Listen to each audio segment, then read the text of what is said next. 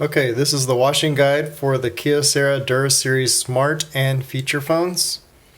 Make sure the device is off. Make sure the headset, SIM SD, and USB ports are closed. 4 inches from the faucet. Rinse any loose dirt from the device. Avoid using high pressure water. Add liquid hand or dish soap to a wet microfiber or terrycloth towel.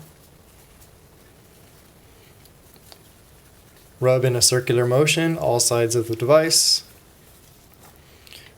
Rinse again under the faucet.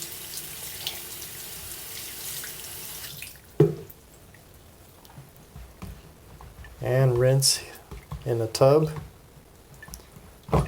Device is rated for 30-minute immersion in water. Drying. Use a terrycloth or microfiber towel. Wipe down all sides. Do not use a hairdryer or oven to dry the device. If you happen to notice any audio issues, gently blow out all audio and microphone ports, such as here, the earpiece, which also has the loudspeaker mic, loudspeaker area, or main microphone.